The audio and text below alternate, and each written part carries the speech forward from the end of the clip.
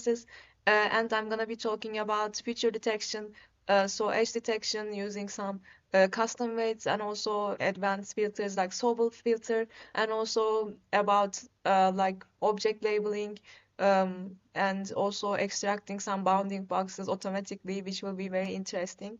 And since this is a 7 video series and we are in the fourth video, I wanna congratulate you for passing the middle line. And since also it's near New Year, I'm gonna be able to do this, which I was looking forward to for a long time. So congratulations and Happy New Year. Let's start. So first,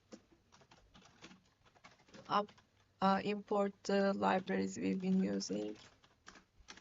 Import sci, not import, import scipy.md match as I, and import matplotlib dot pycloud splc. For that, we are again using our own.jpg image, own.png, sorry. And this image shows it even better than the fracture image, so I might probably just change the photos I put in the Medium articles with these ones too, because the fracture image was very noisy and it didn't show the edges also really well. Anyways, let me take this. So this is a oops, custom filter like matrix that we use for vertical edge detection. So this basically compares pixel intensities in the y direction. It's kind of the opposite. This looks like kind of a horizontal like edge detector, but it's a vertical one. And we'll see the horizontal one real quick after plotting this. .control image weights, and then this time we are out of the gray area and I'm gonna be using seismic CMap throughout this edge detection part. Axis off and lt.show. Let's see. And as you can see, I forgot. The color bar is a great thing because you can see the values too. This usually shows this as positive and this as negative, but we can take it as more and less kind of, because it doesn't show it as positive and negative. So here, as you can see, the vertical edges are apparent while the horizontals really aren't as much. We can see the bones more clearly, and here the blue parts are the parts where the image is entering a darker area from a lighter area, and which is like normally set as negative like parts of the edge detection, and the positive parts, the red parts are basically entering a darker area entering a lighter area from a darker area basically. These are the parts where there is either a sharp decrease or a sharp increase in the pixel intensities. Now let's look at the horizontal edge detector, and now you'll see what I mean. Because these are actually vertical, but it's horizontal edge detection, which was very confusing for me, and I thought for a long time that this was a vertical edge detector, but guess not.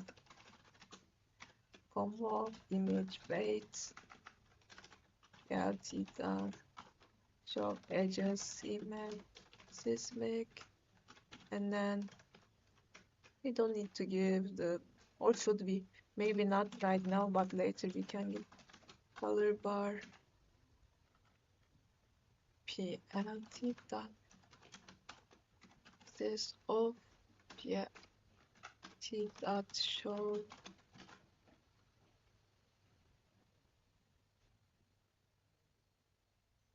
oh, that's really different. So basically this detects changes along the x-axis, so some that we might see the like vertical edges too, but it's for horizontal edge detection. So that I couldn't find a better like image to show this, but at least you understood that when we have kind of a vertical vertical change, it's for horizontal edge detection, and when we have kind of a vertical change like this, it's for horizontal change like this, it's for vertical edge detection. So after this, let's see what we have. Now we have the Sobel filter. That's good. And also, let me put these images instead of the ones in the Medium article because they aren't as good as these ones. I'll be back. Okay, now let's continue with the Sobel filter. It's really easy to do it with the Sobel filter because we can directly call it using ndi.sobel. And for horizontal, we just specify the axis as 0. Axis, first image, of course. And then for vertical, we give the axis as 1. And again, I'll be making subplots. 1. Can't even see it. This is annoying. 2. And then let me give a fixed size 2 because I want to write some titles. After that, axis 0, dim show, edges, horizontal, and schema seismic, and then let's give a title. Set title for horizontal edge detection using the stop filter. Axis 1 that I am sure edges vertical map this make this one that set title vertical edge detection using the filter. That's great. And then close the axis.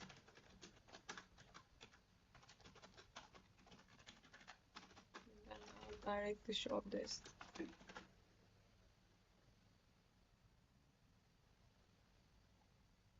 Okay, here you can see horizontal edge detection and vertical edge detection.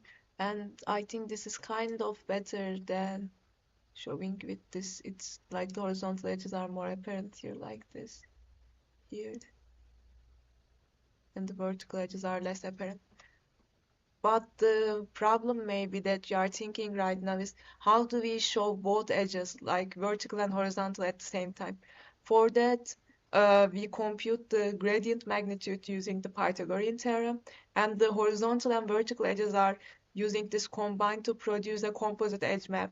So the gradient magnitude is calculated by taking the square root of the sum of squared gradients in the horizontal and vertical directions, and this will result in a clearer map, hopefully. Let's do this. We have edges 0. Or why do I repeat this? Let's say we'll take the square root of, and now I'm using numpy, pi, s, and p. We are taking the square root p dot sqrt of the square of edges horizontal and this is the Pythagorean theorem, so I don't have to explain this. Yep, done. So we take the square root of horizontal and vertical edges, multiply them, sum them up, and then take the square root. And now I can show this that edges max gray. Should I do this? Let's do gray. And then if it doesn't look good, we can always change to the axis. P. No. I say composite edge map dot show.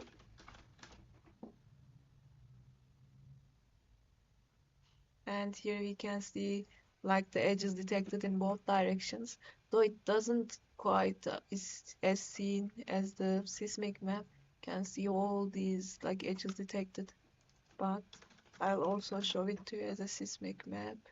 And here it's better, like the edges here and in the horizontal and vertical. I think it looks good, but yeah.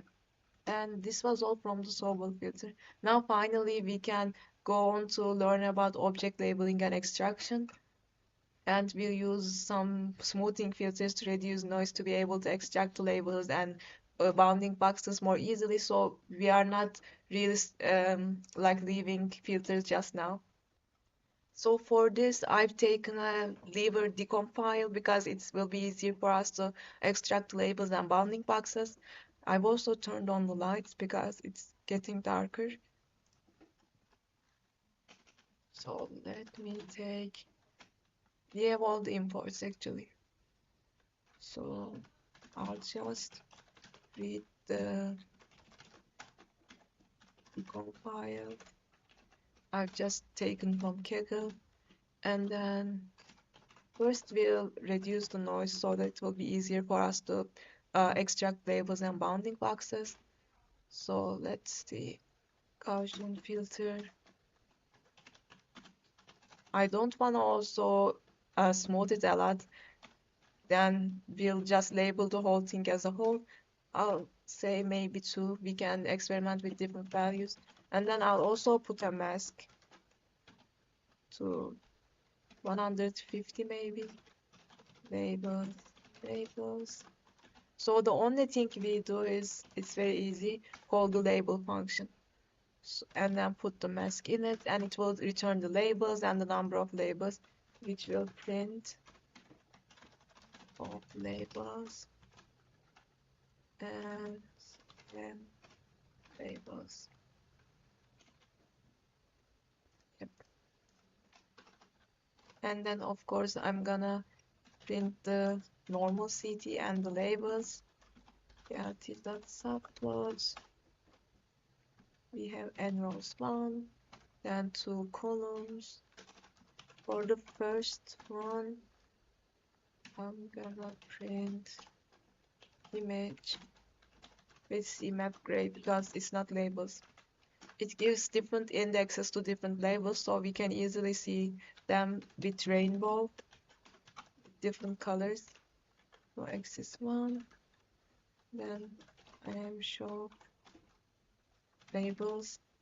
So let me show it to you. This will just plot the labels and not overlay them, which I wanted to show it to you later, but can also show it to you just now. plt.show. Okay. So if you look at this, have 16 labels and it took them like this. For example, it did miss this or so. So what we could do is, if I plot the mask, let's look at the mask. I think it would be better. If I do this 2 by 2 and actually plot the mask to 0 after the filter. And then I'm thinking if I should, yeah, upload the first filtered image too. We have the image and then upload the filter. Is it? Yeah, it's just fields. Map gray. And then I'll plot the mask. Mask. Map gray. Because it misses like this, we usually manually label them. But it would be really cool if it automatically extracted so that we didn't need to manually label them and we could just take the labels like this and then train a segmentation model, for example. And here I'll put the labels. CMap is rainbow. Can delete this. Also give titles. And also let's see. Yep, it's here. Give it. Should we give 12 by 6 or 12 by 12 maybe? Let's see how it is. So this is the original image.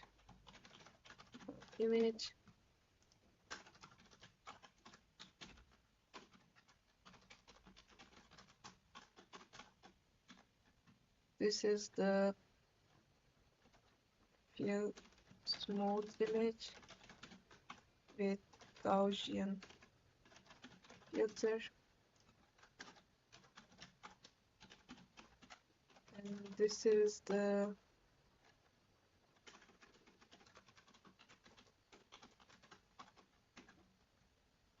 mask. And did I give the, yeah, I gave the correct label. This is the labels.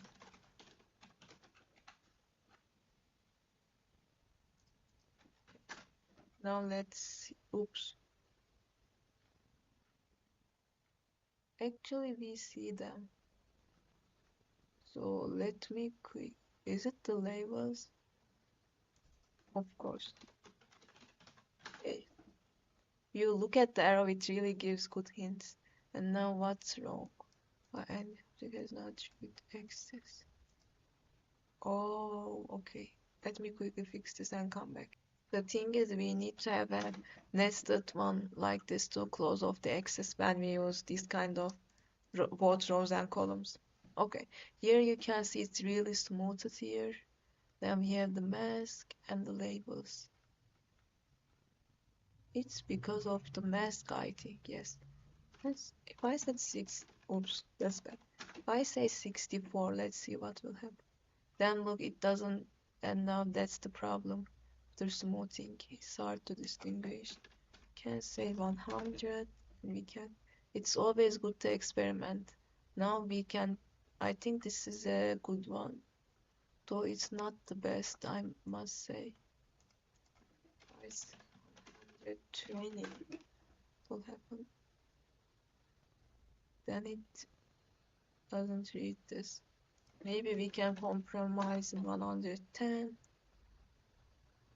Now it's better, I think. Yeah, I think so. It's kind of better. We can leave it like this. Yeah, I think it's good to leave it like this. Okay. You can always experiment further with these things. So now what do we do? Here. So if I need, let me quickly recap this. So first we apply a Gaussian filter to smooth the image and reduce noise so that we don't label small unimportant parts or like kind of more connected labels like we had with less like intense filters, low intensity filters, and then we filter them so that we assign like we kind of turn off values greater than smaller than 110 and turn on the values greater than 110 here because this makes it easier for us to label, and after that we label them with ndi.label. And what it does is it assigns a unique label to each connected component in the binary mask, and the result is a labeled image where each object is identified by a distinct label, and these objects are usually the region of pixels that we wanna see. Like this, for example, or this. I don't wanna talk and give wrong information, so I'll just skip this part, like the medical explanation part about what we labeled. So we can also using mp.var extract specific labeled regions, which let's do now. But if I just wanna, how many labels do we have? 26. Why did I just show was 14th one? And if it's 14, I'll show the image, and if it's not, I'll just show 0. So it's kind of a mask, and then I'll show it as a gray CMap, turn off the access, and show it. Let's see what the 14th label is. 14th label is this one. Are these the first label also, the big chunks? I think it goes like this. I don't know. 20. Yeah, 20 is this one, for example. I think this is good enough.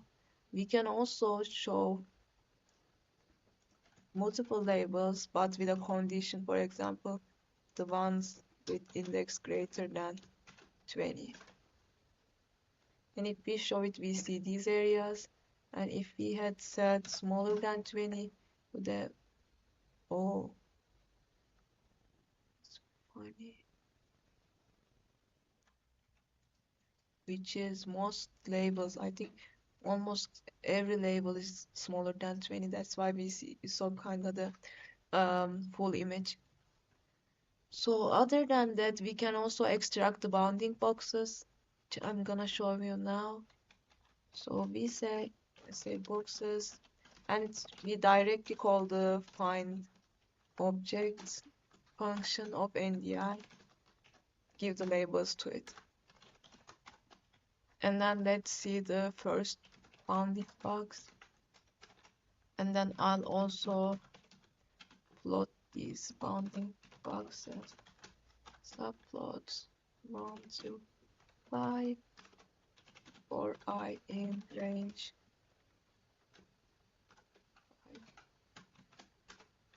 5 is I. Oops. That will show to show the area of that bounding box. We have to give that bounding box index, like index 0, for example, or sorry, index. Let's give. What should we give? We have 26. Let's give 3 maybe. So we'll plot every 3 of them. So the reason is we like these boxes are the coordinates where those bounding boxes are. So if I print them, which I'll do in a bit, you'll see what I mean. So we give those coordinates to the image to extract those areas, those boxes. Say gray. And of course, I'll again turn off the axis and then let's see the bounding boxes. And here we can see those bounding boxes. As you can see, some labels are unnecessary. They don't even show an area, but these kind of labels are really the good ones. And here you can see it gives us the coordinates of this. I'm curious actually which that shape. Okay, this is a grayscale. That's good. So that was it. This is a good label, for example. This is the 9. If I said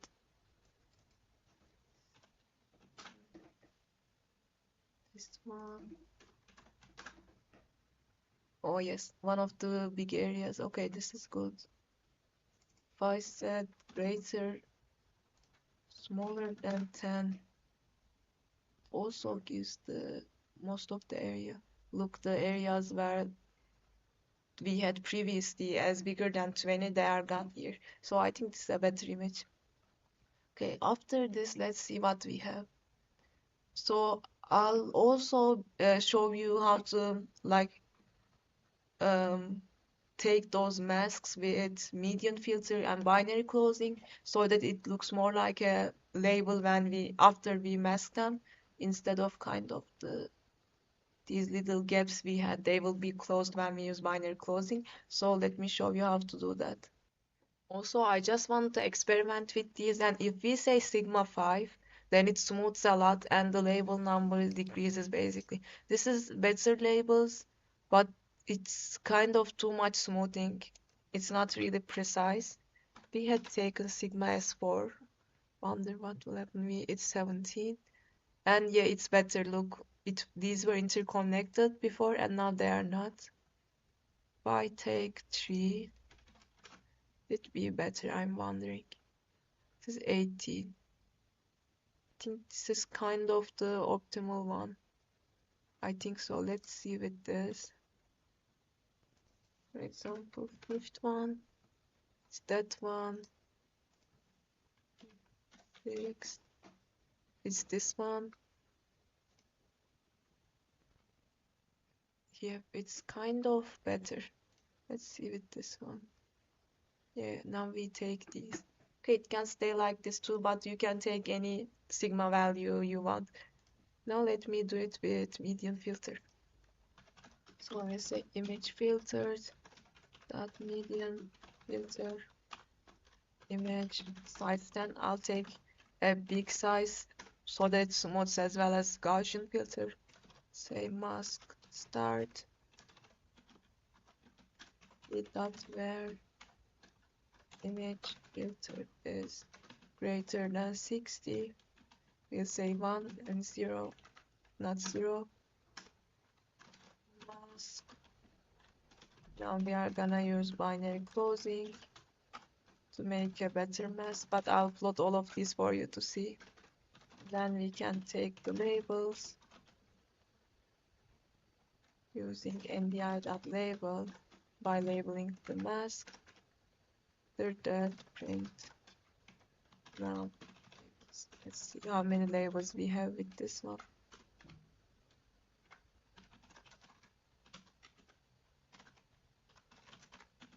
Overlay p dot where labels are greater than 0. This is not kind of an overlay, but I'll show you what it does. Because we give np.none, it gives like a white background, but it's not an overlay. I'll show you how to do an overlay. Click access. Let me show you all of these actually. PLT, what do we have? We'll plot the image filter, mask start, mask, and then labels. And let's show another one like the overlay. So maybe 2 by 3 plot, 3 by 2. Figure size, skip 12, 15, or yeah, I think this is okay. Access 0, 0. Show. What are we showing first? The image, and then CMap, of course, gray. Then dot set title original image, and then one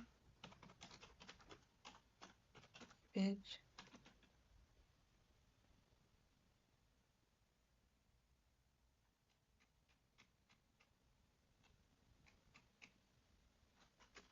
This time image.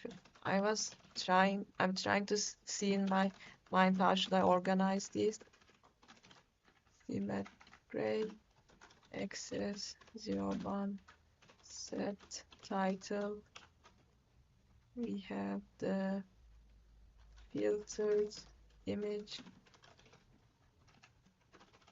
We also call this to close the, where is it? Yeah. Close the access. Show. See the first 2 ones. Side, and we have both these. Okay, this is good. So now let's see. Let's do the remaining ones too. Says 1, 0. Show. Now what are we gonna show? We are gonna show mask start.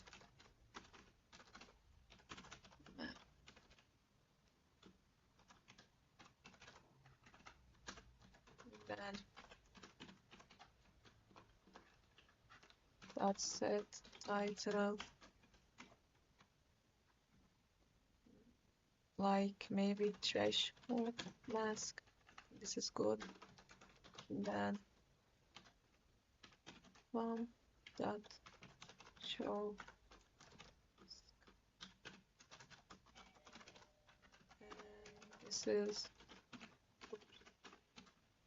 and this is the mask. It's binary closing, and then we have to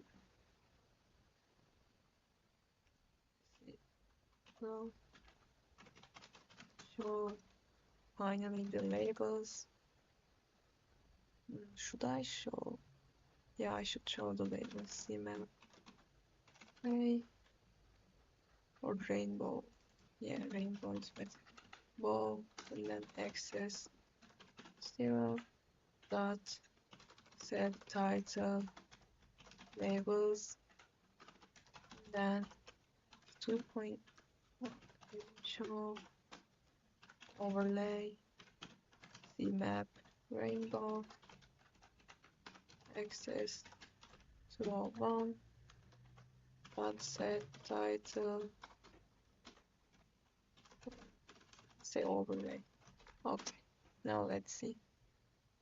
It looks really nice, although the masking isn't good. Look, the threshold isn't set. We'll do the threshold. What did we do? 110, I think, yes. Why do it's 110? Will be better.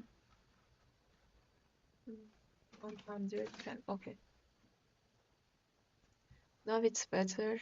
And as you can see, it has a background when we don't put mp.none. And it has a gap background, like no background when we put it, but it's not an overlay. To do an overlay, what we do is say, oops, one dot show. I'll show the image with a CMap of gray, and then I'll give, oops, give it alpha 1.0, and I'll make it a little bit transparent, like 0.5. And after using that, we can look. Now we have the overlay, and these are the masked regions, and it looks really nice. Okay, and also the filtered image, threshold mask, binary closing. Look, these are a little bit more closed, and then this is the overlay. Okay, now what do we have? Let's see. So now I want to show you how to show the labels one by one, like each label with their indexes, because we have 22 labels. So let's see, click here, access dot subplots, close label. I'll give them each one another because it's hard to do it otherwise. One column, big size. I'm thinking, should I give 12? And n labels plus 5 maybe. See how it will turn out. I label ID in numerate in range of 1 to n labels plus 1, because it will stop in n labels. It won't plot the last one. Okay. After that, we take that labels mask by saying labels equal the label ID we have right now, like the first label, second label, third label, etc. And then say for that access, show that label mask, and cmap will be gray. And then let's give a title.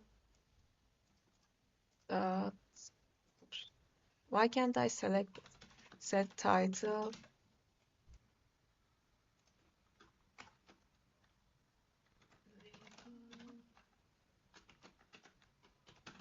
Label ID. So it will be like label 1, label 2, etc. And then this type and access of,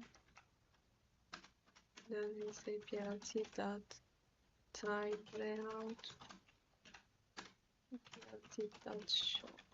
Let's see how it looks. Oops, and rows. So funny. Oh, object. Now where do we have? Here. It has.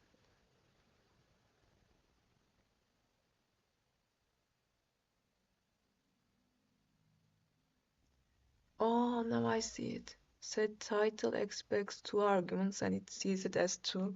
So we'll do it like label, and it should work. Let's see. Yep, now it works. And here you can see the labels. Example, this is nothing. These are kind of invalid and wrong ones. This is a good label, this is a good, and the others are totally invalid. Maybe this might be good. But this is kind of the problem, and we need usually manual labeling for that reason. So I've shown you, let's see, let me show you how to overlay just one label. For example, label 7. For that, we say label 7 mask, and then say labels equals 7, create the overlay var labels 7 mask as we did, and then we give the labels if it's label 7 mask place, or we give, sorry, impedance. And then what do we do? First show the image CMap gray of 1.0, oops, 0.0, and then we show the label for gray CMap rainbow alpha 0.5. Give a title, original image with rainbow 7 overlay, plt.access off, and plt.show. And here you can see it overlaid on the image, which looks really good. So we can also extract the bounding box of that specific label. So how do we do that is take the bounding boxes in the i.find object, but only for that, the objects, but only for that specific label. And for reality check, let's say number of objects found, then the boxes, and then, sorry, let's just, oops, and then we'll say indices for first box. Take the location of that label in the image, and image 7, and we'll give those locations we extracted to our image, and then the only thing left is plotting it. 7 CMap gray, and then this off, and plt.show. And here we can see that, and this is the indices where it is in the image. And this looks really nice. And also we are done for today too. Thank you so much for listening and watching. So in this video we learned about some advanced filters, and also like soluble edge detector and custom matrices, and also about extracting labels and bounding boxes, and how important the choosing the right threshold and the filters and also is to be able to extract the right like bounding box or labels from the image. And also in the next section we are gonna discuss how to measure intensity values and morphology, and we'll again use histograms to do a reality check if we are using the right label, or if it has a lot of unnecessary parts, like if it's not the precise extracted label, using these. And also I have an exciting real life application to share with you. So stay tuned for the next part, which will also come soon. And see you there. Bye.